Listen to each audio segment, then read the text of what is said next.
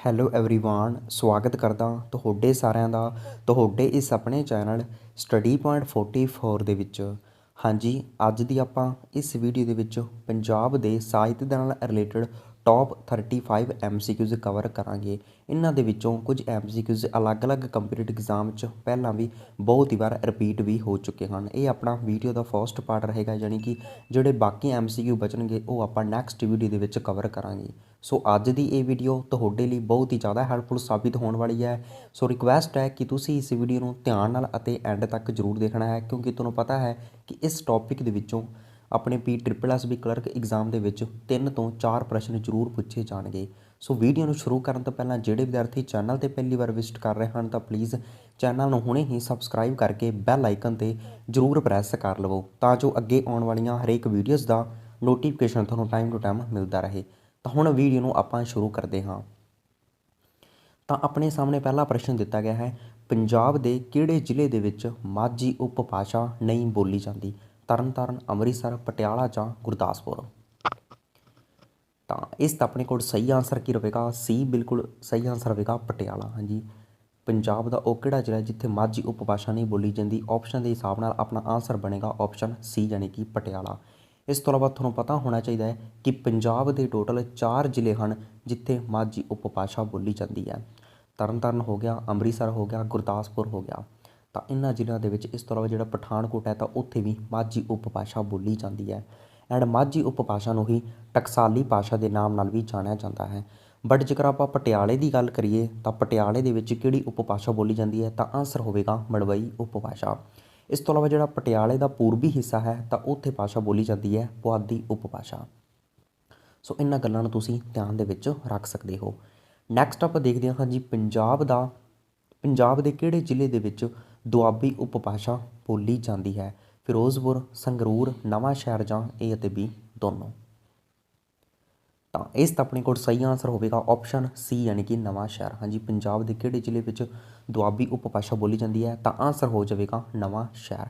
ਤੁਹਾਨੂੰ ਇਹ ਵੀ ਪਤਾ ਹੋਣਾ ਚਾਹੀਦਾ ਹੈ ਕਿ ਪੰਜਾਬ ਦੇ ਟੋਟਲ 4 ਡਿਸਟ੍ਰਿਕਟ ਹਨ ਜਿੱਥੇ ਦੁਆਬੀ ਉਪਭਾਸ਼ਾ ਬੋਲੀ ਜਾਂਦੀ ਹੈ। ਇੱਕ ਹੋ ਗਿਆ ਨਵਾਂ ਸ਼ਹਿਰ।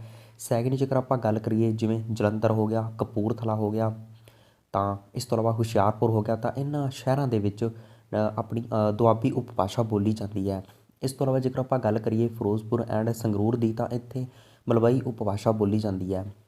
ਯਾਨੀ ਕਿ ਆਪਾਂ ਜੇਕਰ ਗੱਲ ਕਰੀਏ ਟੋਟਲ 15 ਜ਼ਿਲ੍ਹਿਆਂ ਦੇ ਵਿੱਚ, ਪੰਜਾਬ ਦੇ 15 ਜ਼ਿਲ੍ਹਿਆਂ ਦੇ ਵਿੱਚ ਮਲਵਈ ਉਪਭਾਸ਼ਾ ਬੋਲੀ ਜਾਂਦੀ ਹੈ। 4 ਜ਼ਿਲ੍ਹਿਆਂ ਦੇ ਵਿੱਚ ਮਾਝੀ ਐਂਡ 4 ਜ਼ਿਲ੍ਹਿਆਂ ਦੇ ਵਿੱਚ ਦੁਆਬੀ ਉਪਭਾਸ਼ਾ ਬੋਲੀ ਜਾਂਦੀ ਹੈ। ਟੋਟਲ ਜ਼ਿਲ੍ਹਿਆਂ ਦੀ ਗਿਣਤੀ ਹੈ 23। ਨੈਕਸਟ ਆਪਾਂ ਮੂਵ ਕਰਦੇ ਹਾਂ। ਹਾਂਜੀ, ਕਿਹੜੇ ਇਲਾਕੇ ਵਿੱਚ ਪੁਆਧੀ ਉਪਭਾਸ਼ਾ ਨਹੀਂ ਬੋਲੀ ਜਾਂਦੀ ਹੈ? ਪਟਿਆਲੇ ਦਾ ਪੂਰਬੀ ਹਿੱਸਾ, ਕੁਰਾਲੀ, ਖਰੜ, ਹੁਸ਼ਿਆਰਪੁਰ ਦਾ ਪੂਰਬੀ ਹਿੱਸਾ। ਤਾਂ ਆਪਸ਼ਨ ਦੇ ਹਿਸਾਬ ਨਾਲ ਆਪਣਾ ਆਨਸਰ ਬਣੇਗਾ ਆਪਸ਼ਨ ਡੀ, ਯਾਨੀ ਕਿ ਹੁਸ਼ਿਆਰਪੁਰ ਦਾ ਪੂਰਬੀ ਹਿੱਸਾ। ਯਾਨੀ ਕਿ ਟੋਟਲ ਹੁਸ਼ਿਆਰਪੁਰ ਦੇ ਵਿੱਚ ਦੁਆਬੀ ਉਪਭਾਸ਼ਾ ਬੋਲੀ ਜਾਂਦੀ ਹੈ। ਇਸ ਤੋਂ ਇਲਾਵਾ ਪਟਿਆਲੇ ਦਾ ਪੂਰਬੀ ਹਿੱਸਾ ਹੋ ਗਿਆ ਤਾਂ ਇੱਥੇ ਪੁਆਧੀ ਉਪਭਾਸ਼ਾ ਬੋਲੀ ਜਾਂਦੀ ਹੈ। ਕੁਰਾਲੀ ਵਿਖੇ ਵੀ ਐਂਡ ਖਰੜ ਦੇ ਵਿੱਚ ਵੀ ਕੁਝ ਇਲਾਕੇ ਵਿੱਚ ਪੁਆਧੀ ਉਪਭਾਸ਼ਾ ਬੋਲੀ ਜਾਂਦੀ ਹੈ।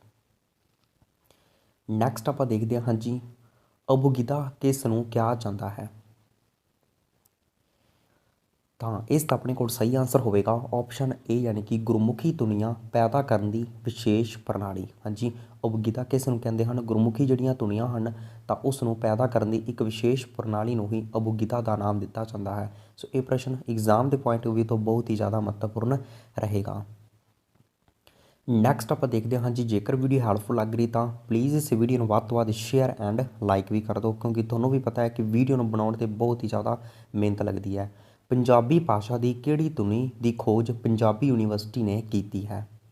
ਸੱਸੇ ਪੈਰ ਬਿੰਦੀ, ਫੱਫੇ ਪੈਰ ਬਿੰਦੀ, ਲੱਲੇ ਪੈਰ ਬਿੰਦੀ ਜਾਂ ਜੱਜੇ ਪੈਰ ਬਿੰਦੀ। ਤਾਂ ਇਸ ਦਾ ਆਪਣੇ ਕੋਲ ਸਹੀ ਆਨਸਰ ਹੋਵੇਗਾ ਆਪਸ਼ਨ ਸੀ, ਯਾਨੀ ਕਿ ਲੱਲੇ ਪੈਰ ਬਿੰਦੀ। ਇਸ ਨੂੰ ਤਾਲਵੀ ਧੁਨੀ ਦੇ ਨਾਮ ਨਾਲ ਜਾਣਿਆ ਜਾਂਦਾ ਹੈ।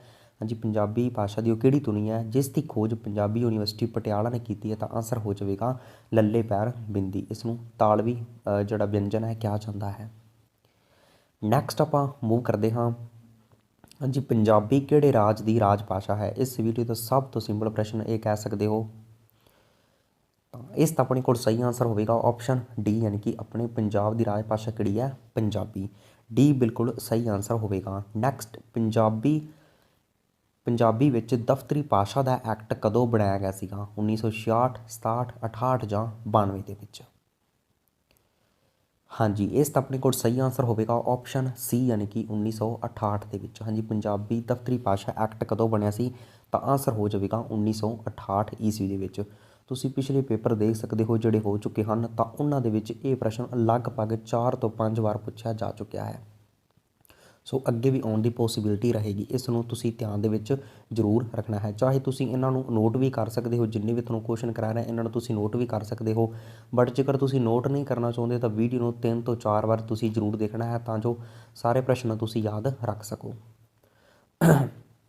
ਨੈਕਸਟ ਆਪਾਂ ਦੇਖਦੇ ਹਾਂ ਜੀ, ਕਿਹੜੀ ਉਪਭਾਸ਼ਾ ਨੂੰ ਪਹਾੜੀ ਬੋਲੀ ਦੇ ਨਾਮ ਨਾਲ ਵੀ ਜਾਣਿਆ ਜਾਂਦਾ ਹੈ? ਡੋਗਰੀ, ਮੁਲਤਾਨੀ, ਲਹਿੰਦੀ ਜਾਂ ਪੁਆਧੀ।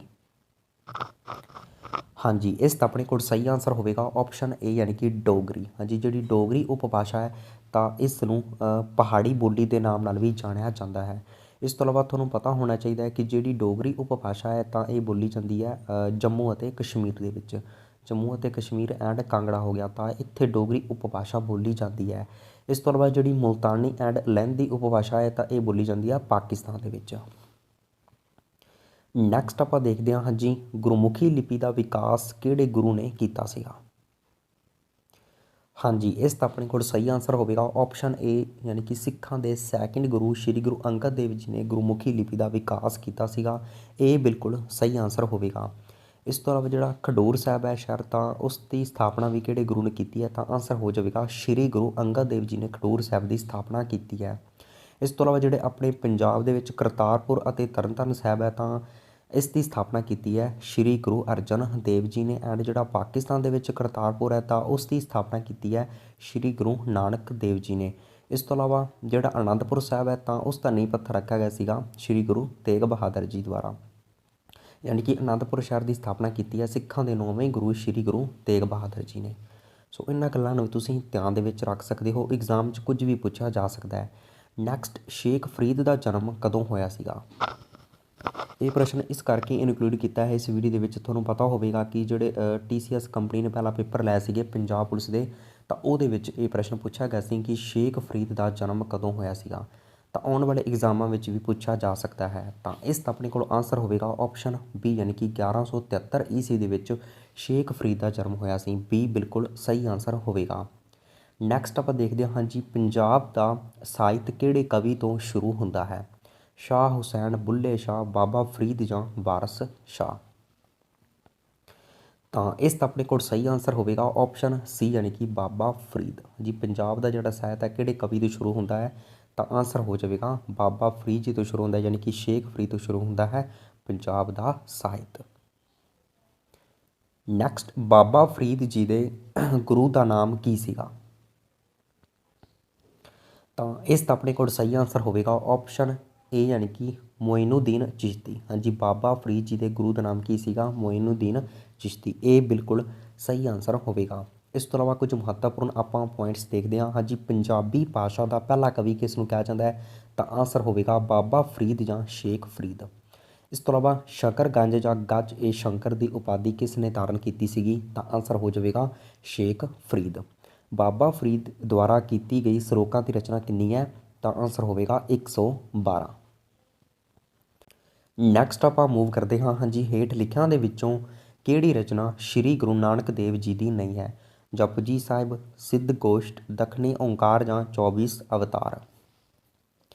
ਤਾਂ ਇਸ ਦਾ ਆਪਣੇ ਕੋਲ ਸਹੀ ਆਂਸਰ ਹੋਵੇਗਾ ਆਪਸ਼ਨ ਡੀ, ਯਾਨੀ ਕਿ 24 ਅਵਤਾਰ। ਹਾਂਜੀ, 24 ਅਵਤਾਰ ਜਿਹੜੀ ਰਚਨਾ ਹੈ ਇਹ ਹੈ ਸ਼੍ਰੀ ਗੁਰੂ ਗੋਬਿੰਦ ਸਿੰਘ ਜੀ ਦੀ। ਇਸ ਤੋਂ ਇਲਾਵਾ ਜਪਜੀ ਸਾਹਿਬ, ਸਿੱਧ ਗੋਸ਼ਟ ਐਂਡ ਦੱਖਣੀ ਓਂਕਾਰ, ਇਹ ਸਾਰੀਆਂ ਹੀ ਰਚਨਾਵਾਂ ਸ਼੍ਰੀ ਗੁਰੂ ਨਾਨਕ ਦੇਵ ਜੀ ਦੀਆਂ ਹਨ। ਨੈਕਸਟ ਆਪਾਂ ਦੇਖਦੇ ਹਾਂ ਜੀ, ਸੁੱਖਾਂ ਦੀ ਮਣੀ ਯਾਨੀ ਕਿ ਸੁਖਮਣੀ ਸਾਹਿਬ ਦੀ ਰਚਨਾ ਕਿਹੜੇ ਗੁਰੂ ਸਾਹਿਬਾਨ ਨੇ ਕੀਤੀ ਸੀਗੀ? ਤਾਂ ਇਸ ਦਾ ਆਪਣੇ ਕੋਲ ਸਹੀ ਆਂਸਰ ਹੋਵੇਗਾ ਆਪਸ਼ਨ ਏ, ਯਾਨੀ ਕਿ ਸ਼੍ਰੀ ਗੁਰੂ ਅਰਜਨ ਦੇਵ ਜੀ। ਹਾਂਜੀ, ਸੁੱਖਾਂ ਦੀ ਮਣੀ ਦੀ ਰਚਨਾ ਕਿਹੜੇ ਗੁਰੂ ਸਾਹਿਬਾਨ ਨੇ ਕੀਤੀ ਹੈ?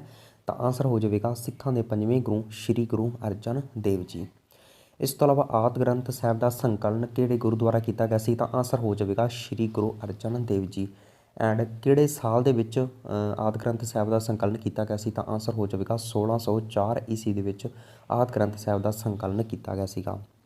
ਇਸ ਤੋਂ ਇਲਾਵਾ 12 ਅੱਖਰ ਅਤੇ ਗੌੜੀ ਮਾਝ ਜਿਹੜੀ ਰਚਨਾ ਹੈ ਤਾਂ ਇਹ ਵੀ ਕਿਸ ਦੀ ਹੈ, ਇਹ ਵੀ ਹੈ ਸ਼੍ਰੀ ਗੁਰੂ ਅਰਜਨ ਦੇਵ ਜੀ ਦੀ। ਨੈਕਸਟ ਆਪਾਂ ਦੇਖਦੇ ਹਾਂ ਜੀ, ਵਾਰਾਂ ਅਤੇ ਕਵਿਤ ਸਵਈਏ ਕਿਸ ਦੇ ਹਨ? ਭਾਈ ਗੁਰਦਾਸ, ਗੁਰੂ ਅਰਜਨ ਦੇਵ ਜੀ, ਗੁਰੂ ਤੇਗ ਬਹਾਦਰ ਜੀ ਜਾਂ ਗੁਰੂ ਨਾਨਕ ਦੇਵ ਜੀ। ਤਾਂ ਇਸ ਦਾ ਆਪਣੇ ਕੋਲ ਸਹੀ ਆਨਸਰ ਹੋਵੇਗਾ ਆਪਸ਼ਨ ਏ ਯਾਨੀ ਕਿ ਭਾਈ ਗੁਰਦਾਸ। ਹਾਂਜੀ, ਵਾਰਾਂ ਅਤੇ ਕਵਿਤ ਸਵਈਏ ਕਿਸ ਦੇ ਹਨ? ਤਾਂ ਆਨਸਰ ਹੋ ਜਾਵੇਗਾ ਭਾਈ ਗੁਰਦਾਸ। ਇਹ ਬਿਲਕੁਲ ਸਹੀ ਆਨਸਰ ਹੋਵੇਗਾ। ਨੈਕਸਟ, ਆਦਿ ਗ੍ਰੰਥ ਨੂੰ ਲਿਖਣ ਦਾ ਕੰਮ ਕਿਸ ਨੇ ਕੀਤਾ ਸੀ? ਸੋ ਇਸ ਪ੍ਰਸ਼ਨ ਦਾ ਆਨਸਰ ਹਰੇਕ ਵਿਦਿਆਰਥੀ ਨੂੰ ਪਤਾ ਹੋਣਾ ਚਾਹੀਦਾ ਹੈ, ਬਹੁਤ ਹੀ ਸਿੰਪਲ ਪ੍ਰਸ਼ਨ ਹੈ। ਤਾਂ ਇਸ ਦਾ ਆਪਣੇ ਕੋਲ ਸਹੀ ਆਨਸਰ ਹੋਵੇਗਾ ਆਪਸ਼ਨ ਡੀ ਯਾਨੀ ਕਿ ਭਾਈ ਗੁਰਦਾਸ। ਹਾਂਜੀ, ਆਦਿ ਗ੍ਰੰਥ ਨੂੰ ਲਿਖਣ ਦਾ ਕੰਮ ਕਿਸ ਨੇ ਕੀਤਾ ਸੀ? ਤਾਂ ਆਨਸਰ ਹੋ ਜਾਵੇਗਾ ਭਾਈ ਗੁਰਦਾਸ। ਡੀ ਬਿਲਕੁਲ ਸਹੀ ਆਨਸਰ ਹੋਵੇਗਾ। ਇਸ ਤੋਂ ਇਲਾਵਾ ਆਦਿ ਗ੍ਰੰਥ ਦੀ ਜਿਹੜੀ ਅਸਲ ਕਾਪੀ ਹੈ ਉਹ ਕਿੱਥੇ ਹੈ? ਉਹ ਹੈ ਕਰਤਾਰਪੁਰ ਦੇ ਵਿੱਚ। ਸੋ ਇਸ ਪੁਆਇੰਟ ਨੂੰ ਤੁਸੀਂ ਧਿਆਨ ਦੇ ਵਿੱਚ ਰੱਖਣਾ ਹੈ, ਇਹ ਪੁਆਇੰਟ ਐਗਜ਼ਾਮ ਦੇ ਵਿੱਚ ਪੁੱਛਿਆ ਜਾ ਸਕਦਾ ਹੈ। ਨੈਕਸਟ, ਪੰਜਾਬੀ ਭਾਸ਼ਾ ਦੇ ਵਿੱਚ ਕਾਫੀ ਰੂਪ ਦੀ ਰਚਨਾ ਦਾ ਜਨਮਦਾਤਾ ਕਿਸ ਨੂੰ ਕਿਹਾ ਜਾਂਦਾ ਹੈ? ਬੁੱਲੇ ਸ਼ਾਹ, ਸ਼ਾਹ ਹੁਸੈਨ, ਵਾਰਸ ਸ਼ਾਹ ਜਾਂ ਕਾਦਰ ਯਾਰ। ਤਾਂ ਆਪਾਂ ਇਸ ਦਾ ਆਨਸਰ ਦੇਖਦੇ ਹਾਂ, ਬੀ ਬਿਲਕੁਲ ਸਹੀ ਆਨਸਰ ਹੋਵੇਗਾ ਸ਼ਾਹ ਹੁਸੈਨ। ਹਾਂਜੀ, ਪੰਜਾਬੀ ਭਾਸ਼ਾ ਦੇ ਵਿੱਚ ਕਾਫੀ ਰੂਪ ਦੀ ਰਚਨਾ ਦਾ ਜਨਮਦਾਤਾ ਕਿਹਾ ਜਾਂਦਾ ਹੈ ਸ਼ਾਹ ਹੁਸੈਨ ਨੂੰ। ਬੀ ਬਿਲਕੁਲ ਸਹੀ ਆਨਸਰ ਹੋਵੇਗਾ। ਨੈਕਸਟ, ਹੇਠ ਲਿਖਿਆਂ ਦੇ ਵਿੱਚੋਂ ਕਿਹੜੀ ਰਚਨਾ ਸ਼ਾਹ ਹੁਸੈਨ ਦੀ ਹੈ? ਆਪ ਨੂੰ ਪਛਾਣ ਬੰਦੇ, ਅਮਲਾਂ ਦੇ ਉੱਪਰ ਹੋਣ ਨਿਬੇੜੇ ਜਾਂ ਆਖ ਨੀ ਮੈਂ ਆਖ ਜਾਂ ਉਪਰੋਕਤ ਸਾਰੇ। ਤਾਂ ਇਸ ਦਾ ਆਪਣੇ ਕੋਲ ਸਹੀ ਆਨਸਰ ਹੋਵੇਗਾ ਆਪਸ਼ਨ ਡੀ ਯਾਨੀ ਕਿ ਉਪਰੋਕਤ ਸਾਰੇ। ਯਾਨੀ ਕਿ ਇਹ ਸਾਰੀਆਂ ਹੀ ਰਚਨਾਵਾਂ ਸ਼ਾਹ ਹੁਸੈਨ ਦੀਆਂ ਹਨ। ਡੀ ਬਿਲਕੁਲ ਸਹੀ ਆਨਸਰ ਹੋਵੇਗਾ। ਨੈਕਸਟ, ਦਸਮ ਗ੍ਰੰਥ ਕਿੰਨੀਆਂ ਰਚਨਾਵਾਂ ਦਾ ਸੰਗ੍ਰਹਿ ਹੈ? ਹਾਂਜੀ, ਇਸ ਦਾ ਆਪਣੇ ਕੋਲ ਸਹੀ ਆਨਸਰ ਹੋਵੇਗਾ ਆਪਸ਼ਨ ਸੀ ਯਾਨੀ ਕਿ 18। ਹਾਂਜੀ, ਜਿਹੜਾ ਦਸਮ ਗ੍ਰੰਥ ਹੈ ਜੋ ਕਿ ਸ਼੍ਰੀ ਗੁਰੂ ਗੋਬਿੰਦ ਸਿੰਘ ਜੀ ਦੁਆਰਾ ਰਚਿਤ ਰਚਨਾ ਹੈ, ਤਾਂ ਇਸ ਦੇ ਵਿੱਚ ਕਿੰਨੀਆਂ ਰਚਨਾਵਾਂ ਦਿੱਤੀਆਂ ਗਈਆਂ ਹਨ? ਤਾਂ ਆਨਸਰ ਹੋ ਜਾਵੇਗਾ 18। ਸੀ ਬਿਲਕੁਲ ਸਹੀ ਆਨਸਰ ਹੋਵੇਗਾ। ਨੈਕਸਟ, ਹੇਠ ਲਿਖਿਆਂ ਦੇ ਵਿੱਚੋਂ ਕਿਹੜੀ ਰਚਨਾ ਸ਼੍ਰੀ ਗੁਰੂ ਗੋਬਿੰਦ ਸਿੰਘ ਜੀ ਦੀ ਹੈ? 24 ਅਵਤਾਰ, ਅਕਾਲ ਉਸਤਤ, ਚੰਡੀ ਦੀ ਵਾਰ ਜਾਂ ਉਪਰੋਕਤ ਸਾਰੇ। ਤਾਂ ਇਸ ਦਾ ਆਪਣੇ ਕੋਲ ਸਹੀ ਆਨਸਰ ਹੋਵੇਗਾ ਆਪਸ਼ਨ ਡੀ ਯਾਨੀ ਕਿ ਉਪਰੋਕਤ ਸਾਰੇ। ਹਾਂਜੀ, ਚੰਡੀ ਦੀ ਵਾਰ ਹੋ ਗਈ, 24 ਅਵਤਾਰ ਹੋ ਗਈ, ਅਕਾਲ ਉਸਤਤ, ਚੰਡੀ ਚਰਿੱਤਰ, ਇਹ ਸਾਰੀਆਂ ਹੀ ਰਚਨਾਵਾਂ ਸ਼੍ਰੀ ਗੁਰੂ ਗੋਬਿੰਦ ਸਿੰਘ ਜੀ ਦੀਆਂ ਹਨ। ਨੈਕਸਟ, ਆਪਾਂ ਕੁਝ ਹੋਰ ਮਹੱਤਵਪੂਰਨ ਪੁਆਇੰਟ ਦੇਖਦੇ ਹਾਂ। ਇਹਨਾਂ ਦੀਆਂ ਹੋਰ ਰਚਨਾਵਾਂ ਕਿਹੜੀਆਂ ਹਨ ਸ਼੍ਰੀ ਗੁਰੂ ਗੋਬਿੰਦ ਸਿੰਘ ਜੀ ਦੀਆਂ? ਜਾਪ ਸਾਹਿਬ ਹੋ ਗਈ, ਬਚਿੱਤਰ ਨਾਟਕ, ਇਹਨਾਂ ਦੀ ਆਤਮ ਕਥਾ। ਇਸ ਤੋਂ ਇਲਾਵਾ ਚੰਡੀ ਚਰਿੱਤਰ, ਗਿਆਨ ਪ੍ਰਬੋਧ, ਖਾਲਸੇ ਦੀ ਮਹਿਮਾ ਅਤੇ ਜਫਰਨਾਮਾ। ਇਸ ਤੋਂ ਇਲਾਵਾ ਜਿਹੜਾ ਜਫਰਨਾਮਾ ਪੱਤਰ ਸੀਗਾ ਤਾਂ ਇਸ ਨੂੰ ਜਿੱਤ ਦਾ ਪੱਤਰ ਵੀ ਕਿਹਾ ਜਾਂਦਾ ਹੈ। ਐਂਡ ਇਹ ਕਿਸ ਨੂੰ ਲਿਖਿਆ ਗਿਆ ਸੀ? ਤਾਂ ਆਨਸਰ ਹੋ ਜਾਵੇਗਾ ਔਰੰਗਜ਼ੇਬ ਨੂੰ। ਐਂਡ ਕਿਹੜੀ ਭਾਸ਼ਾ ਦੇ ਵਿੱਚ ਲਿਖਿਆ ਗਿਆ ਸੀ? ਤਾਂ ਆਨਸਰ ਹੋ ਜਾਵੇਗਾ ਫਾਰਸੀ ਭਾਸ਼ਾ। ਨੈਕਸਟ, ਬੁੱਲੇ ਸ਼ਾਹ ਕਿਸ ਦੇ ਚੇਲੇ ਸਨ? ਤਾਂ ਇਸ ਦਾ ਆਪਣੇ ਕੋਲ ਸਹੀ ਆਨਸਰ ਹੋਵੇਗਾ ਆਪਸ਼ਨ ਬੀ ਯਾਨੀ ਕਿ ਸ਼ਾਹ ਇਨਾਇਤ। ਹਾਂਜੀ, ਬੁੱਲੇ ਸ਼ਾਹ ਕਿਸ ਦੇ ਚੇਲੇ ਸਨ? ਤਾਂ ਆਨਸਰ ਹੋ ਜਾਵੇਗਾ ਸ਼ਾਹ ਇਨਾਇਤ। ਯਾਨੀ ਕਿ ਤੁਹਾਡੇ ਕੋਲ ਐਗਜ਼ਾਮ 'ਚ ਇੱਦਾਂ ਵੀ ਪ੍ਰਸ਼ਨ ਪੁੱਛਿਆ ਜਾ ਸਕਦਾ ਹੈ ਕਿ ਬੁੱਲੇ ਸ਼ਾਹ ਦੇ ਗੁਰੂ ਦਾ ਨਾਮ ਕੀ ਸੀਗਾ, ਤਾਂ ਫਿਰ ਵੀ ਆਨਸਰ ਹੋਵੇਗਾ ਸ਼ਾਹ ਇਨਾਇਤ। ਨੈਕਸਟ, ਬੁੱਲੇ ਸ਼ਾਹ ਦੀਆਂ ਮਹੱਤਵਪੂਰਨ ਰਚਨਾਵਾਂ ਆਪਾਂ ਦੇਖਦੇ ਹਾਂ। ਮੱਕੇ ਕਿਆ ਗੱਲ ਮੁੱਕਦੀ ਨਹੀਂ, ਇਹ ਤਾਂ ਸਾਰੇ ਵਿਦਿਆਰਥੀਆਂ ਨੂੰ ਯਾਦ ਹੋਵੇਗੀ। ਇਸ ਤੋਂ ਇਲਾਵਾ ਬੁੱਲਾ ਕੀ ਜਾਣੇ ਮੈਂ ਕੌਣ, ਇਸ਼ਕ ਦੀ ਨਵੀਂ ਨਵੀਂ ਬਹਾਰ, ਇੱਕ ਨੁਕਤੇ ਵਿੱਚ ਗੱਲ ਮੁੱਕਦੀ ਹੈ। ਤਾਂ ਇਹ ਸਾਰੀਆਂ ਮਹੱਤਵਪੂਰਨ ਰਚਨਾਵਾਂ ਹਨ, ਇਹਨਾਂ ਨੂੰ ਤੁਸੀਂ ਧਿਆਨ ਦੇ ਵਿੱਚ ਰੱਖਣਾ। ਇਹ ਸਾਰੀਆਂ ਹੀ ਬੁੱਲੇ ਸ਼ਾਹ ਦੀਆਂ ਰਚਨਾਵਾਂ ਹਨ। ਨੈਕਸਟ ਆਪਾਂ ਦੇਖਦੇ ਹਾਂ ਜੀ, ਪੰਜਾਬ ਦਾ ਸ਼ੇਕਸਪੀਅਰ ਕਿਸ ਨੂੰ ਕਿਹਾ ਜਾਂਦਾ ਹੈ? ਹਾਂਜੀ, ਇਸ ਦਾ ਆਪਣੇ ਕੋਲ ਸਹੀ ਆਨਸਰ ਹੋਵੇਗਾ ਆਪਸ਼ਨ ਸੀ ਯਾਨੀ ਕਿ ਵਾਰਸ ਸ਼ਾਹ। ਹਾਂਜੀ, ਵਾਰਸ ਸ਼ਾਹ ਨੂੰ ਹੀ ਪੰਜਾਬ ਦਾ ਸ਼ੇਕਸਪੀਅਰ ਵੀ ਕਿਹਾ ਜਾਂਦਾ ਹੈ। ਕਿਉਂ ਕਿਹਾ ਜਾਂਦਾ ਹੈ? ਤੁਹਾਨੂੰ ਪਤਾ ਹੋਣਾ ਚਾਹੀਦਾ ਕਿ ਇਹਨਾਂ ਨੇ ਰਚਨਾ ਕੀਤੀ ਹੈ ਹੀਰ ਰਾਂਝਾ ਕਿੱਸੇ ਦੀ, ਤਾਂ ਇਸ ਕਰਕੇ ਪੰਜਾਬ ਦਾ ਸ਼ੇਕਸਪੀਅਰ ਕਿਹਾ ਜਾਂਦਾ ਹੈ ਵਾਰਸ ਸ਼ਾਹ ਨੂੰ। ਭਾਰਤ ਦਾ ਸ਼ੇਕਸਪੀਅਰ ਕਿਹਾ ਜਾਂਦਾ ਹੈ ਕਾਲੀ ਦਾਸ ਨੂੰ। ਸੋ ਇਸ ਗੱਲ ਨੂੰ ਵੀ ਤੁਸੀਂ ਧਿਆਨ ਦੇ ਵਿੱਚ ਰੱਖ ਸਕਦੇ ਹੋ। ਨੈਕਸਟ ਆਪਾਂ ਦੇਖਦੇ ਹਾਂ ਜੀ, ਹੀਰ ਰਾਂਝੇ ਦਾ ਕਿੱਸਾ ਕਿਸ ਦੁਆਰਾ ਲਿਖਿਆ ਗਿਆ ਸੀਗਾ? ਸ਼ਾਹ ਹੁਸੈਨ, ਬੁੱਲੇ ਸ਼ਾਹ, ਵਾਰਸ ਸ਼ਾਹ ਜਾਂ ਪੀਲੂ। ਤਾਂ ਆਪਸ਼ਨ ਦੇ ਹਿਸਾਬ ਨਾਲ ਆਪਣਾ ਆਨਸਰ ਬਣੇਗਾ ਆਪਸ਼ਨ ਸੀ ਯਾਨੀ ਕਿ ਵਾਰਸ ਸ਼ਾਹ। ਹਾਂਜੀ, ਹੀਰ ਰਾਂਝੇ ਦਾ ਜਿਹੜਾ ਕਿੱਸਾ ਕਿਸ ਦੁਆਰਾ ਲਿਖਿਆ ਗਿਆ ਸੀ? ਤਾਂ ਆਨਸਰ ਹੋ ਜਾਵੇਗਾ ਵਾਰਸ ਸ਼ਾਹ। ਨੈਕਸਟ ਆਪਾਂ ਦੇਖਦੇ ਹਾਂ ਜੀ, ਪੰਜਾਬੀ ਦੀ ਜਿਹੜੀ ਪਹਿਲੀ ਡਿਕਸ਼ਨਰੀ ਹੈ ਤਾਂ ਇਹ ਕਦੋਂ ਪ੍ਰਕਾਸ਼ਿਤ ਕੀਤੀ ਗਈ ਸੀ? 1812, 1834, 19 ਜਾਂ 54 ਦੇ ਵਿੱਚ। ਤਾਂ ਇਸ ਦਾ ਆਪਣੇ ਕੋਲ ਸਹੀ ਆਨਸਰ ਹੋਵੇਗਾ ਆਪਸ਼ਨ ਡੀ ਯਾਨੀ ਕਿ 1854 ਈਸਵੀ ਵਿੱਚ ਪੰਜਾਬੀ ਦੀ ਪਹਿਲੀ ਡਿਕਸ਼ਨਰੀ ਪ੍ਰਕਾਸ਼ਿਤ ਕੀਤੀ ਗਈ ਸੀ। ਡੀ ਬਿਲਕੁਲ ਸਹੀ ਆਨਸਰ ਹੋਵੇਗਾ। ਇਸ ਤੋਂ ਇਲਾਵਾ ਪਹਿਲੀ ਪੰਜਾਬੀ ਪ੍ਰਿੰਟਿੰਗ ਪ੍ਰੈਸ ਲੁਧਿਆਣਾ ਵਿੱਚ ਸਥਾਪਿਤ ਕੀਤੀ ਗਈ ਸੀ, ਯਾਨੀ ਕਿ ਲੁਧਿਆਣਾ ਵੱਲੋਂ ਸਥਾਪਿਤ ਕੀਤੀ ਗਈ ਸੀ। ਕਦੋਂ ਕੀਤੀ ਗਈ ਸੀ? 1835 ਈਸਵੀ ਦੇ ਵਿੱਚ। ਇਸ ਤੋਂ ਇਲਾਵਾ ਪੰਜਾਬੀ ਦੀ ਪਹਿਲੀ ਜਿਹੜੀ ਡਿਕਸ਼ਨਰੀ ਹੈ ਉਹ ਕਿਸ ਨੇ ਪ੍ਰਕਾਸ਼ਿਤ ਕੀਤੀ ਸੀ? ਤਾਂ ਆਂਸਰ ਹੋ ਜਾਵੇਗਾ ਰੈਵਰੈਂਡ ਜੇ ਨਿਊਟਨ ਨੇ ਪੰਜਾਬੀ ਦੀ ਪਹਿਲੀ ਡਿਕਸ਼ਨਰੀ ਪ੍ਰਕਾਸ਼ਿਤ ਕੀਤੀ ਸੀ। ਨੈਕਸਟ ਆਪਾਂ ਦੇਖਦੇ ਹਾਂ ਜੀ, ਵਰਤਮਾਨ ਪੰਜਾਬੀ ਸਾਹਿਤ ਦਾ ਰਚੇਤਾ ਕਿਸ ਨੂੰ ਕਿਹਾ ਜਾਂਦਾ ਹੈ? ਤਾਂ ਇੱਥੇ ਆਪਣੇ ਕੋਲ ਵਰਤਮਾਨ ਦੀ ਗੱਲ ਕੀਤੀ ਜਾ ਰਹੀ ਹੈ। ਜੇਕਰ ਪੁਰਾਤਨ ਪੁੱਛਿਆ ਜਾਵੇ ਤਾਂ ਆਂਸਰ ਹੋਵੇਗਾ ਸ਼ੇਖ ਫਰੀਦ। ਜੇਕਰ ਵਰਤਮਾਨ ਪੁੱਛਿਆ ਜਾਵੇ ਤਾਂ ਆਂਸਰ ਹੋਵੇਗਾ ਆਪਸ਼ਨ ਸੀ, ਯਾਨੀ ਕਿ ਭਾਈ ਵੀਰ ਸਿੰਘ। ਜੀ ਵਰਤਮਾਨ ਪੰਜਾਬੀ ਸਾਹਿਤ ਦਾ ਰਚੇਤਾ ਕਿਹਾ ਜਾਂਦਾ ਹੈ ਭਾਈ ਵੀਰ ਸਿੰਘ ਨੂੰ। ਸੀ ਬਿਲਕੁਲ ਸਹੀ ਆਂਸਰ ਹੋਵੇਗਾ। ਨੈਕਸਟ, ਪ੍ਰਸਿੱਧ ਰਚਨਾ ਸੁੰਦਰੀ ਕਿਸ ਦੁਆਰਾ ਲਿਖੀ ਗਈ ਹੈ? ਤਾਂ ਇਸ ਦਾ ਆਪਣੇ ਕੋਲ ਸਹੀ ਆਂਸਰ ਹੋਵੇਗਾ ਆਪਸ਼ਨ ਏ, ਯਾਨੀ ਕਿ ਭਾਈ ਵੀਰ ਸਿੰਘ। ਹਾਂਜੀ, ਪ੍ਰਸਿੱਧ ਰਚਨਾ ਸੁੰਦਰੀ ਕਿਸ ਦੀ ਹੈ? ਤਾਂ ਆਂਸਰ ਹੋ ਜਾਵੇਗਾ ਭਾਈ ਵੀਰ ਸਿੰਘ। ਇਹ ਬਿਲਕੁਲ ਸਹੀ ਆਂਸਰ ਹੋਵੇਗਾ। ਨੈਕਸਟ, ਪੱਥਰ ਛਾਪਾ ਪ੍ਰੈਸ ਦੀ ਸਥਾਪਨਾ ਕਿਹੜੇ ਕਵੀ ਨੇ ਕੀਤੀ ਸੀ? ਹਾਂਜੀ, ਇਸ ਦਾ ਆਪਣੇ ਕੋਲ ਸਹੀ ਆਂਸਰ ਹੋਵੇਗਾ ਆਪਸ਼ਨ ਡੀ, ਯਾਨੀ ਕਿ ਭਾਈ ਵੀਰ ਸਿੰਘ। ਹਾਂਜੀ, ਪੱਥਰ ਛਾਪਾ ਪ੍ਰੈਸ ਦੀ ਸਥਾਪਨਾ ਕੀਤੀ ਹੈ ਭਾਈ ਵੀਰ ਸਿੰਘ ਨੇ। ਡੀ ਬਿਲਕੁਲ ਸਹੀ ਆਂਸਰ ਹੋਵੇਗਾ। ਨੈਕਸਟ, ਪੰਜਾਬੀ ਭਾਸ਼ਾ ਦੇ ਪਹਿਲੇ ਨਾਟਕ ਦਾ ਨਾਮ ਕੀ ਸੀਗਾ? ਤਾਂ ਇਸ ਦਾ ਆਪਣੇ ਕੋਲ ਸਹੀ ਆਂਸਰ ਹੋਵੇਗਾ ਆਪਸ਼ਨ ਬੀ, ਯਾਨੀ ਕਿ ਰਾਜਾ ਲਖਦਾਤਾ। ਹਾਂਜੀ, ਪੰਜਾਬੀ ਭਾਸ਼ਾ ਦੇ ਪਹਿਲੇ ਨਾਟਕ ਦਾ ਨਾਮ ਕੀ ਸੀਗਾ? ਰਾਜਾ ਲਖਦਾਤਾ। ਬੀ ਬਿਲਕੁਲ ਸਹੀ ਆਂਸਰ ਹੋਵੇਗਾ। ਨੈਕਸਟ, ਭਾਈ ਵੀਰ ਸਿੰਘ ਨੂੰ ਸਾਹਿਤ ਅਕਾਡਮੀ ਅਵਾਰਡ ਕਦੋਂ ਮਿਲਿਆ ਸੀਗਾ? ਤੁਹਾਨੂੰ ਪਤਾ ਹੋਵੇਗਾ ਕਿ ਇਹ ਪ੍ਰਸ਼ਨ ਬਹੁਤ ਵਾਰ ਐਗਜ਼ਾਮ 'ਚ ਰਿਪੀਟ ਹੁੰਦਾ ਹੈ। ਇਸ ਪ੍ਰਸ਼ਨ ਨੂੰ ਤੁਸੀਂ ਧਿਆਨ ਦੇ ਵਿੱਚ ਜ਼ਰੂਰ ਰੱਖਣਾ ਹੈ। ਤਾਂ ਇਸ ਦਾ ਆਪਣੇ ਕੋਲ ਸਹੀ ਆਂਸਰ ਹੋਵੇਗਾ ਆਪਸ਼ਨ ਡੀ, ਯਾਨੀ ਕਿ 1955 ਈਸਵੀ ਦੇ ਵਿੱਚ ਭਾਈ ਵੀਰ ਸਿੰਘ ਨੂੰ ਸਾਹਿਤ ਅਕਾਡਮੀ ਅਵਾਰਡ ਮਿਲਿਆ ਸੀ, ਜਾਂ ਇਹਨਾਂ ਨੂੰ ਪੁਰਸਕਾਰ ਮਿਲਿਆ ਸੀ। ਨੈਕਸਟ ਆਪਾਂ ਦੇਖਦੇ ਹਾਂ ਜੀ, ਭਾਈ ਵੀਰ ਸਿੰਘ ਨੂੰ 1956 ਦੇ ਵਿੱਚ ਪਦਮ ਭੂਸ਼ਣ ਨਾਲ ਵੀ ਸਨਮਾਨਿਤ ਕੀਤਾ ਗਿਆ ਸੀ। ਨੈਕਸਟ, ਹੇਠ ਲਿਖਿਆਂ ਦੇ ਵਿੱਚੋਂ ਕਿਹੜੀ ਰਚਨਾ ਪ੍ਰੋਫੈਸਰ ਪੂਰਨ ਸਿੰਘ ਦੀ ਹੈ? ਤਾਂ ਇਸ ਦਾ ਆਪਣੇ ਕੋਲ ਸਹੀ ਆਂਸਰ ਹੋਵੇਗਾ ਆਪਸ਼ਨ ਡੀ, ਯਾਨੀ ਕਿ ਉਪਰੋਕਤ ਸਾਰੇ। ਹਾਂਜੀ, ਖੁੱਲ੍ਹੇ ਮੈਦਾਨ, ਖੁੱਲ੍ਹੇ ਕੁੰਡ, ਪੂਰਨ ਨਾਥ ਜੋਗੀ, ਇਹ ਸਾਰੀਆਂ ਹੀ ਰਚਨਾਵਾਂ ਪ੍ਰੋਫੈਸਰ ਪੂਰਨ ਸਿੰਘ ਦੀਆਂ ਹਨ। ਡੀ ਬਿਲਕੁਲ ਸਹੀ ਆਂਸਰ ਹੋਵੇਗਾ। ਨੈਕਸਟ, ਈਸ਼ਵਰ ਚੰਦਰ ਨੰਦਾ ਸੰਬੰਧੀ ਕਿਹੜਾ ਕਥਨ ਗਲਤ ਹੈ? ਸੋ ਤੁਹਾਨੂੰ ਪਤਾ ਹੋਵੇਗਾ ਕਿ ਅੱਜ ਕੱਲ੍ਹ ਦੇ ਜਿਹੜੇ ਐਗਜ਼ਾਮ ਲੈ ਜਾ ਰਹੇ ਹਨ ਤਾਂ ਉਹਨਾਂ ਦੇ ਵਿੱਚ ਕੁਝ ਇੱਦਾਂ ਦੇ ਪ੍ਰਸ਼ਨ ਆਪਣੇ ਕੋਲ ਬਣ ਰਹੇ ਹਨ ਕਿ ਇਹਨਾਂ ਵਿੱਚੋਂ ਕਿਹੜਾ ਕਥਨ ਗਲਤ ਹੈ। ਤਾਂ ਇੱਥੇ ਆਪਣੇ ਕੋਲ ਕਥਨ ਦਿੱਤੇ ਗਏ ਹਨ, ਇਹਨਾਂ ਨੂੰ ਪੰਜਾਬੀ ਨਾਟਕ ਦਾ ਪਿਤਾਮਾ ਕਿਹਾ ਜਾਂਦਾ ਹੈ। ਇਹ ਬਿਲਕੁਲ ਆਪਣੇ ਕੋਲ ਕਥਨ ਸਹੀ ਰਹੇਗਾ। ਸੁਹਾਗ ਜਿਹੜੀ ਰਚਨਾ ਹੈ ਇਹਨਾਂ ਦੀ ਲਿਖੀ ਹੋਈ ਹੈ, ਇਹ ਵੀ ਕਥਨ ਆਪਣੇ ਕੋਲ ਬਿਲਕੁਲ ਸਹੀ ਹੈ। ਇਸ ਤੋਂ ਇਲਾਵਾ ਇਹਨਾਂ ਦਾ ਜਨਮ ਗੁਰਦਾਸਪੁਰ ਵਿੱਚ ਹੋਇਆ ਹੈ।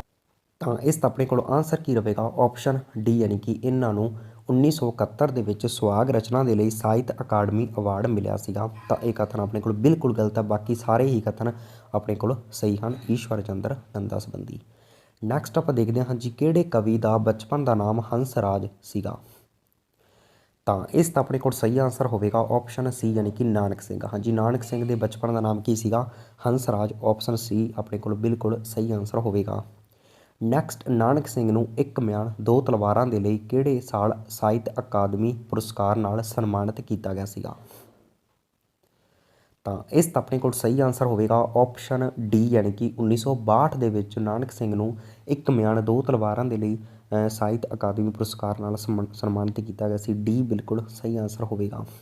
ਇਹਨਾਂ ਦੀਆਂ ਇਹ ਰਚਨਾਵਾਂ ਬਹੁਤ ਹੀ ਜ਼ਿਆਦਾ ਮਹੱਤਵਪੂਰਨ ਹਨ, ਇਹਨਾਂ ਨੂੰ ਤੁਸੀਂ ਧਿਆਨ ਦੇ ਵਿੱਚ ਜ਼ਰੂਰ ਰੱਖਣਾ ਹੈ। ਇਹ ਰਚਨਾਵਾਂ ਬਹੁਤ ਹੀ ਜ਼ਿਆਦਾ ਮਹੱਤਵਪੂਰਨ ਹਨ, ਜਿਵੇਂ ਕਿ ਚਿੱਟਾ ਲਹੂ ਹੋ ਗਈ, ਕਾਗਜ਼ਾਂ ਦੀ ਬੇੜੀ, ਅੱਧ ਖਿੜਿਆ ਫੁੱਲ, ਪਵਿੱਤਰ ਪਾਪੀ, ਬਹੁਤ ਵਾਰੀ ਐਗਜ਼ਾਮ 'ਚ ਰਿਪੀਟ ਹੁੰਦੀ ਆ, ਖੂਨ ਦੇ ਸੋਇਲੇ ਅਤੇ ਅੱਗ ਦੀ ਖੇਡ। ਚਿੱਟਾ ਲਹੂ ਅਤੇ ਪਵਿੱਤਰ ਪਾਪੀ ਇਹ ਰਚਨਾ ਬਹੁਤ ਹੀ ਜ਼ਿਆਦਾ ਮਹੱਤਵਪੂਰਨ ਹੈ, ਇਸ ਨੂੰ ਤੁਸੀਂ ਧਿਆਨ ਦੇ ਵਿੱਚ ਜ਼ਰੂਰ ਰੱਖਣਾ ਹੈ। ਨੈਕਸਟ ਆਪਾਂ ਦੇਖਦੇ ਹਾਂ ਹਾਂਜੀ, ਵੱਡਾ ਵੇਲਾ ਰਚਨਾ ਕਿਸ ਦੀ ਹੈ? ਤਾਂ ਇਸ ਦਾ ਆਪਣੇ ਕੋਲ ਸਹੀ ਆਂਸਰ ਹੋਵੇਗਾ ਆਪਸ਼ਨ ਬੀ, ਯਾਨੀ ਕਿ ਪ੍ਰੋਫੈਸਰ ਮੋਹਨ ਸਿੰਘ। ਹਾਂਜੀ, ਵੱਡਾ ਵੇਲਾ ਕਿਸ ਦੀ ਰਚਨਾ ਹੈ? ਤਾਂ ਆਂਸਰ ਹੋ ਜਾਵੇਗਾ ਪ੍ਰੋਫੈਸਰ ਮੋਹਨ ਸਿੰਘ। ਬੀ ਬਿਲਕੁਲ ਸਹੀ ਆਂਸਰ ਹੋਵੇਗਾ। ਇਸ ਤੋਂ ਇਲਾਵਾ ਇਹਨਾਂ ਦੀਆਂ ਹੋਰ ਰਚਨਾਵਾਂ ਕਿਹੜੀਆਂ ਹਨ? ਸਾਵੇ ਪੱਤਰ, ਅਦਵਾਟੇ, ਕੱਚ ਸੱਚ, ਪੰਜ ਦਰਿਆ ਆਦਿ। ਤਾਂ ਇਹਨਾਂ ਦੀਆਂ ਰਚਨਾਵਾਂ ਇਹ ਮਹੱਤਵਪੂਰਨ ਹਨ। ਪੰਜ ਦਰਿਆ ਰਚਨਾ ਆਪਣੇ ਕੋਲ ਬਹੁਤ ਵਾਰ ਐਗਜ਼ਾਮ 'ਚ ਰਿਪੀਟ ਹੁੰਦੀ ਹੈ। ਇਸ ਤੋਂ ਇਲਾਵਾ ਸਾਵੇ ਪੱਤਰ ਵੀ। ਨੈਕਸਟ ਆਪਾਂ ਦੇਖਦੇ ਹਾਂ ਹਾਂਜੀ, ਇਸ ਵੀਡੀਓ ਦਾ ਲਾਸਟ ਪ੍ਰਸ਼ਨ। ਹਾਂਜੀ, ਮੜੀ ਦਾ ਦੀਵਾ ਕਿਸ ਦੀ ਰਚਨਾ ਹੈ? ਤਾਂ ਇਸ ਦਾ ਆਪਣੇ ਕੋਲ ਸਹੀ ਆਂਸਰ ਹੋਵੇਗਾ ਆਪਸ਼ਨ ਏ, ਯਾਨੀ ਕਿ ਗੁਰਦਿਆਲ ਸਿੰਘ। ਹਾਂਜੀ, ਮੜੀ ਦਾ ਦੀਵਾ ਕਿਸ ਦੀ ਰਚਨਾ ਹੈ? ਤਾਂ ਆਂਸਰ ਹੋ ਜਾਵੇਗਾ ਗੁਰਦਿਆਲ ਸਿੰਘ। ਇਸ ਤੋਂ ਇਲਾਵਾ ਇਹਨਾਂ ਦਾ ਇੱਕ ਹੋਰ ਬਹੁਤ ਹੀ ਪ੍ਰਸਿੱਧ ਨਾਵਲ ਹੈ, ਤੁਸੀਂ ਪੜ੍ਹਿਆ ਵੀ ਹੋਣਾ ਹੈ, ਆਪਣਾ ਅੰਨੇ ਘੋੜੇ ਦਾ ਦਾਨ। ਹਾਂਜੀ, ਅੰਨੇ ਘੋੜੇ ਦਾ ਦਾਨ ਜਿਹੜਾ ਨਾਵਲ ਹੈ ਤਾਂ ਇਹ ਕਿਸ ਦਾ ਹੈ? ਇਹ ਵੀ ਗੁਰਦਿਆਲ ਸਿੰਘ ਦਾ ਹੈ। ਸੋ ਇਸ ਗੱਲ ਨੂੰ ਤੁਸੀਂ ਧਿਆਨ ਦੇ ਵਿੱਚ ਰੱਖ ਸਕਦੇ ਹੋ। ਇਸ ਤੋਂ ਇਲਾਵਾ ਆਪਾਂ ਹੋਰ ਰਚਨਾਵਾਂ ਦੇਖਦੇ ਹਾਂ, ਅੱਧ ਚਾਨਣੀ ਰਾਤ, ਅੰਨੇ ਘੋੜੇ ਦਾ ਦਾਨ ਅਤੇ ਸੱਗੀ ਫੁੱਲ। ਤਾਂ ਇਹ ਵੀ ਰਚਨਾਵਾਂ ਗੁਰਦਿਆਲ ਸਿੰਘ ਦੀਆਂ ਹਨ। ਸੋ ਇਸ ਦੇ ਨਾਲ ਹੀ ਅੱਜ ਦੀ ਆਪਣੀ ਇਹ ਵੀਡੀਓ ਇੱਥੇ ਹੀ ਸਮਾਪਤ ਹੁੰਦੀ ਹੈ। ਸੋ ਉਮੀਦ ਕਰਦਾ ਹਾਂ ਕਿ ਇਹ ਵੀਡੀਓ ਤੁਹਾਨੂੰ ਬਹੁਤ ਹੀ ਜ਼ਿਆਦਾ ਹੈਲਪਫੁਲ ਲੱਗੀ ਹੋਵੇਗੀ। ਸੋ ਪਲੀਜ਼ ਯਾਰ ਵੀਡੀਓ ਨੂੰ ਵੱਧ ਤੋਂ ਵੱਧ ਸ਼ੇਅਰ ਜ਼ਰੂਰ ਕਰਨਾ ਹੈ। ਐਂਡ ਜਿਹੜੇ ਵਿਦਿਆਰਥੀਆਂ ਨੇ ਚੈਨਲ ਨੂੰ ਹਜੇ ਵੀ ਸਬਸਕ੍ਰਾਈਬ ਨਹੀਂ ਕੀਤਾ ਤਾਂ ਪਲੀਜ਼ ਹੁਣੇ ਹੀ ਚੈਨਲ ਨੂੰ ਸਬਸਕ੍ਰਾਈਬ ਕਰਕੇ ਬੈਲ ਆਈਕਨ 'ਤੇ ਜ਼ਰੂਰ ਪ੍ਰੈਸ ਕਰ ਲਵੋ ਤਾਂ ਜੋ ਅੱਗੇ ਆਉਣ ਵਾਲੀਆਂ ਹਰੇਕ ਵੀਡੀਓਜ਼ ਦਾ ਨੋਟੀਫਿਕੇਸ਼ਨ ਤੁਹਾਨੂੰ ਟਾਈਮ ਟੂ ਟਾਈਮ ਮਿਲਦਾ ਰਹੇ। ਤਾਂ ਹੁਣ ਆਪਾਂ ਵੀਡੀਓ ਨੂੰ ਇੱਥੇ ਹੀ ਸਮਾਪਤ ਕਰਦੇ ਹਾਂ। ਮਿਲਦੇ ਹਾਂ ਨੈਕਸਟ ਵੀਡੀਓ ਦੇ ਵਿੱਚ। Thank you.